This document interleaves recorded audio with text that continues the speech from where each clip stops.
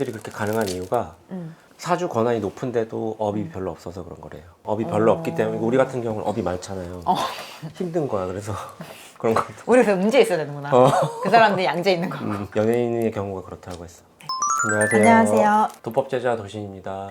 도법제자 천지도원 재석공입니다. 그 지난 영상에서 선생님들이 말씀해주신 사주가 높다라고 말씀을 하셨는데 이 사주가 높다라는 거는 무슨 뜻인가요? 도법에서는 그 사주가 높다는 뜻을 두 가지로 설명을 드릴 수가 있는데요. 일단은 이 사주가 높다라는 거에 대해서 설명을 드리려면 그 원생이라는 세계에 대해서 먼저 설명을 드려야 될 것 같아요. 현재 살고 있는 이 삶을 현생이라고 표현을 하고 이 전의 세계를 제가 전생이라고 표현을 하잖아요. 그렇죠. 근데 전생 전에 이제 원생이라는 세계가 또 따로 존재를 하는데 이 세계는 저희가 이제 인간 세상에 내려오기 전에 원래 신이었을 때 모습을 저희가 이제 원생이라고 이제 표현을 하고 있어요. 네. 근데 원생에 대해서 왜 얘기를 하냐면 사주가 높은 분들의 가장 큰 특징 중에 하나가 원생 때 나의 그 권한, 나의 직책이 굉장히 높았던 분들을 보고 저희가 사주가 높다라고 표현을 하고, 그리고 두 번째로는 이제 모든 사람들은 제자와 일반인을 떠나서 다 자기를 지켜주는 이제 어르신들이 계시잖아요. 조상님 말고 네. 자체 신명 어르신들이.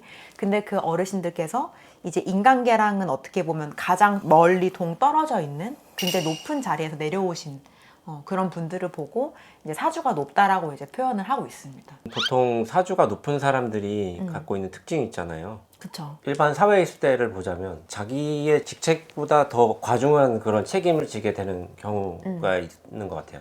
그래서 항상 삶의 무게가 좀 무겁다고 해야 되나? 그런 걸 많이 느끼시는 분들이 많은 것 같아요. 저는 손님분들이 저랑 이제 연이 된 저희 이제 단골 손님분들은 네. 대부분 다 사주가 굉장히 높은 분들이시거든요. 근데 제가 이제 그 분들을 보고 느낀 특징 중에 하나가 뭐였냐면 네네. 되게 그릇이 크잖아요. 사주가 높으신 분들이 그릇이 크다 보니까 그릇이 커요. 너무 채울 게 이제 많은 거예요. 음. 너무 채울 게 많아서 좀 쉽게 만족감을 느끼기가 어렵다는 거. 맞아요. 뭔가 이렇게 돈을 벌어도 그렇고 직업적으로 뭔가 인정을 받는 것도 그렇고 그러니까 전반적으로 놓고 봤을 때 삶에 대한 만족감을 느끼는 게 조금 어려워하시는 분들도 좀 계셨고, 맞아요. 또 한 분 같은 경우는 어떤 게 있었냐면 실제로 자기가 10,000원을 쓰는 것과 100만 원을 쓰는 거랑 네. 마음에 큰 차이가 없다고 하시더라고요. 그러니까 어느 정도까지는 네. 그런 돈에 대한 감흥 자체도 크게 올라오지 않는다고 해야 될까요? 물론 이제 그런 거를 보고 네. 어떤 누군가가 봤을 때는 되게 돈 씀씀이가 뭐 해프다고 얘기를 할 수도 있고 되게 욕심이 많다라고도 이제 얘기를 할 수도 있거든요. 아니면 자기 분수에 맞지 않게 뭔가 이상향이 되게 높다라는 그런 이제 얘기를 많이 들으면서 살아오셨더라고요. 그분들의 원래 자리가 굉장히 높으셨기 때문에 그 자리를 그냥 이제 추구하는 것 뿐이거든요. 네. 근데 이제 일반인분들은 이제 서로 그런 것까지 알 수가 없으니까. 저 같은 경우에 그런 표현 자체는 내림 받고 나서 처음 알게 되었거든요. 근데 직장을 다니더라도 한 군데 정착을 잘 하기가 어렵거든요. 그 직장뿐만 아니라 뭐 직업을 선택한다도 그렇고 배우자를 선택한다든지 그런 부분에서 좀 헤맬 수 있는 가능성이 높아요. 왜냐하면 그 생각할 수 있는 범위가 넓기 때문에 그렇거든요. 그쵸. 그렇기 때문에 인생관의 고뇌가 굉장히 많고 고뇌가 많다 보니까 사주가 뒤틀릴 수 있는 가능성이 굉장히 높아요. 그렇기 때문에 사주가 높은 사람들은 좀 더 인생을 살아감에 있어서 나의 사주에 맞는 그런 업을 찾아가는 것이 굉장히 중요한 문제이긴 하거든요. 네, 그렇죠. 맞아요. 그런데 사주가 높다고 해서 반드시 업이 많은 건 아니에요. 그렇다고 사주가 낮다고 해서 업이 없는 것도 아니거든요.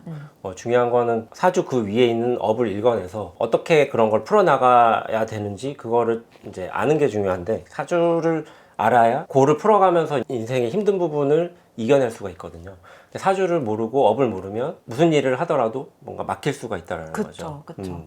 어쨌든 저희는 궁극적으로 가장 중요한 원인은 이제 업으로 보니까. 예, 맞아요. 근데 사주 권한이 높은 사람들은 권한이 높다 보니까 이 일도 하고 저 일도 하고 이렇게 한 곳에 정착을 잘 못 하거든요. 그렇게 하다 보면은 12시간이 뒤틀릴 수밖에 없다고 해요.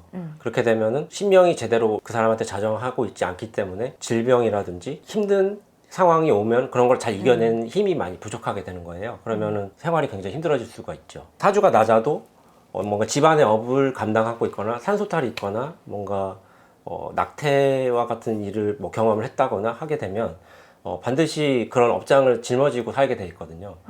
그런 사람들도 반드시 자기 사주를 알아야 됩니다. 그쵸. 그래야만 고를 풀어나가면서 삶을 살 수 있기 때문이에요. 높다고 해서 좋은 게 아니고 낮다고 해서 나쁜 게 아니기 때문에 그 권한에 맞게 그 사람 사주에 맞게 그쵸. 뭔가 읽을 수 있는 제자분들을 찾아가서 어려움을 극복해 나갈 수 있는 그런 계기를 좀 마련하시면 좀 더 삶을 수월하게 사실 수 있을 것 같아요. 반드시 사주가 높다고 해서 제자길을 가야 되는 건 아니기 때문에 그런 부분은 걱정하지 않으셔도 됩니다. 그 저희 손님분들이 가끔 그런 말씀을 하세요. 네. 아니 그럼 내가 사주가 높고 네. 나를 지켜주는 어르신들이 그렇게 높은 데서 왔으면 네. 잘 먹고 잘 살아야 되는 거 아니냐라는 이제 말씀도 가끔 하시는데 음. 사주가 높다고 해서 무조건 뭐 부자가 된다거나 잘 사는 것도 아니고 네. 그리고 실질적으로 사주가 낮다고 해서 인생을 힘들게 산다거나 이제 그런 거는 이제 전혀 아니에요. 어쨌든 저희는 이제 보든 원 뿌리를 이제 업으로 보기 때문에 네. 그런 거는 이제 아니라는 건 알고 계시는 게 좋을 것 같아요. 업에 대한 얘기를 해주셨으니까 업에 대해서 얘기를 조금 더 깊게 나눠보면 이런 부분이 궁금하신 분들한테 도움이 될 것 같습니다. 그렇죠. 네. 네. 다음 영상에서는